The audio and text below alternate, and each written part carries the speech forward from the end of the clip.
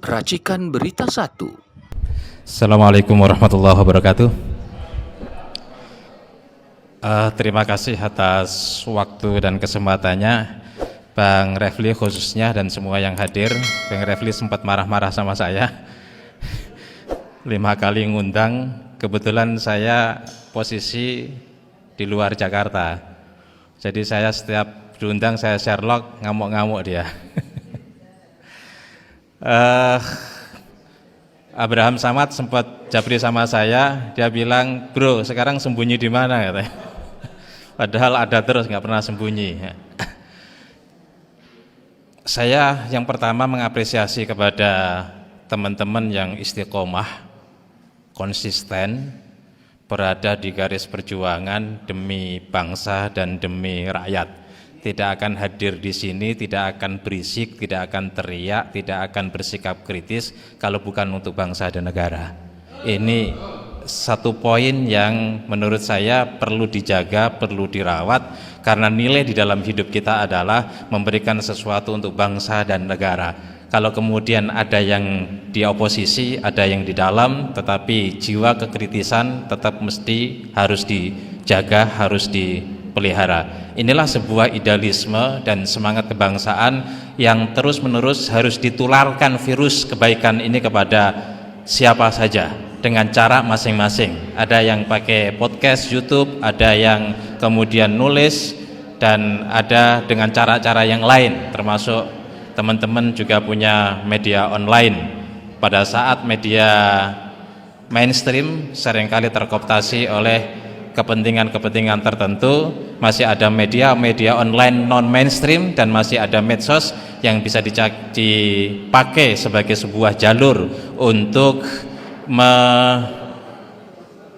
membuktikan bahwa kita memang cinta kepada bangsa dan negara ini, ya.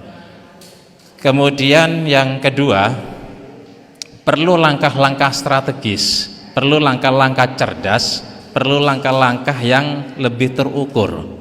Misal terkait dengan KM50, di mana banyak aktivis di antara kita yang tidak puas terhadap proses hukum yang endingnya dianggap cukup mengecewakan, ya. Karena itu fokus kepada satu persatu.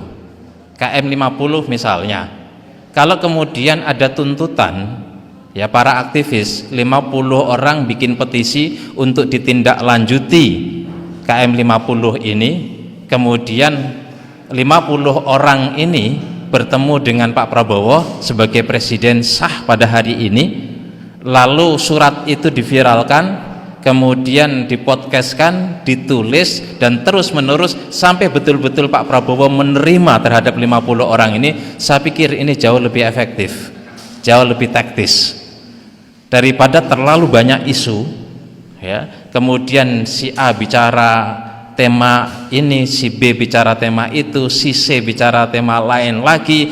Berisiknya itu terlalu rame, jualannya terlalu rame, temanya terlalu rame, akhirnya tidak fokus, yang pada akhirnya itu menjadi barang sampah yang dibiarkan saja.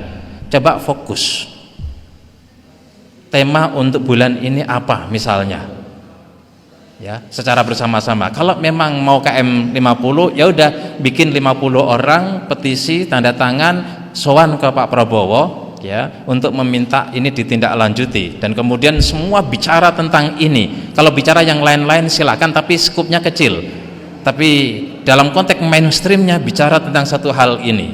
Setelah ini selesai, nanti mau beralih atau bertransformasi kepada isu apa lagi, terserah. Kalau ini tidak dilakukan, percaya semua akan menjadi sampah, semua akan berserakan dan tidak akan efektif, ya, tidak efektif. Begitu banyak persoalan yang tersisa pada hari ini yang menurut saya belum selesai, dan sudah terjadi sebuah transformasi kepemimpinan, transformasi kekuasaan. Menurut saya manfaatkan momentum ini untuk menggolkan satu persatu apa yang sudah menjadi sesuatu yang kita ekspektasikan, sesuatu yang kita inginkan. Yang ketiga, yang terakhir, saya pikir forum-forum seperti ini penting dan perlu untuk melakukan konsolidasi dan merawat sebuah idealisme kebangsaan kita. Saya salut kepada Bang Refli Harun. Saya sebenarnya lebih banyak wait and see, makanya saya lama tidak menulis pada Jabri pada sebagainya, karena memang perlu memahami, perlu pemetaan situasi. Ya, ketika kita turun di lapangan tanpa tahu dan tanpa melihat petanya, ya, itu agak sulit. Kita mau datang ke Surabaya, maunya pakai pesawat, maunya pakai kereta, maunya pakai kapal, maunya pakai private jet, helikopter atau apa, tentu semua melihat situasi, mana yang paling cocok, mana yang paling fashion, mana yang paling memungkinkan. Menurut saya ini perlu menjadi bahan kita semua untuk direnungkan terkait dengan sebuah target tertentu. Jadi berisik penting, tapi berisik yang mengarah. Teriak penting, tapi teriak yang bertujuan.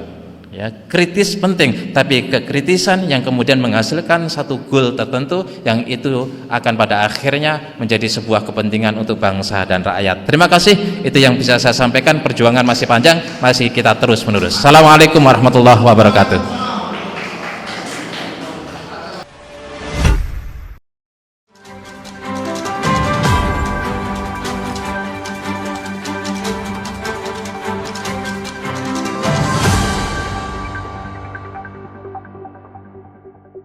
Racikan Berita 1.